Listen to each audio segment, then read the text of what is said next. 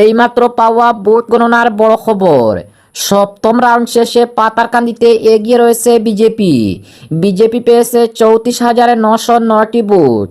তার প্রতিদ্বন্দ্বী প্রার্থী কংগ্রেস পেয়েছে 20,306টি ভোট। উত্তর করিমগঞ্জ আসনে কংগ্রেস এগিয়ে। উত্তর করিমগঞ্জ আসনে কংগ্রেস 5,829টি ভোটে এগিয়ে। কংগ্রেস পেয়েছে 26,909টি ভোট। তার প্রতিদ্বন্দ্বী বিজেপি পেয়েছে 21,082টি ভোট। উত্তর করিমগঞ্জে 5,829 ভোটে এগিয়ে কংগ্রেস। হাইলাকান্দিতে বিজেপি প্রার্থী পেয়েছে 21,700টি ভোট।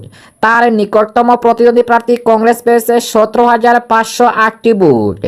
বিজেপি প্রার্থী কংগ্রেস প্রার্থী থেকে 4,222টি ভোটে এগিয়ে রয়েছে। শিলচর সোনাই আসনে কংগ্রেস পেয়েছে 17,088টি ভোট। তার নিকটতম এজিপি প্রার্থী পেয়েছে 9,358টি ভোট। 7,730 ভোটে এগিয়ে রয়েছে কংগ্রেস প্রার্থী। অসমের দলগাঁও আসনে এআইইউডিএফ প্রার্থী মুজিবুর রহমান 8,400 ভোটে এগিয়ে। শিলচর উদারবন্দে বিজেপি প্রার্থী 10,560 ভোটে এগিয়ে। এদিকে রামকৃষ্ণনগরের বিজেপি প্রার্থী বিজয় মালাকার পেয়েছেন 37,481টি ভোট। তার নিকটতম কংগ্রেস প্রার্থী পেয়েছে 18,689টি ভোট। শিলচর আসনে বিজেপি প্রার্থী রাজদীপ রায় 8,000 ভোটে এগিয়ে রয়েছে।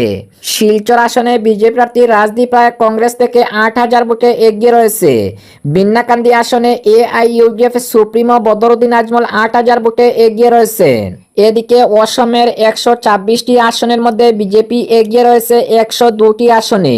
পশ্চিমবঙ্গে বিজেপি এগিয়ে রয়েছে 174টি আসনে।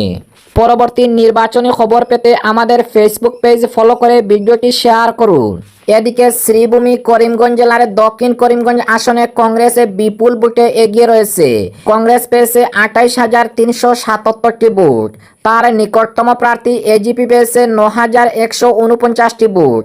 তৃণমূল কংগ্রেস পেয়েছে 5,449টি ভোট। দক্ষিণ করিমগঞ্জে কংগ্রেস 19,228টি ভোটে এগিয়ে রয়েছে।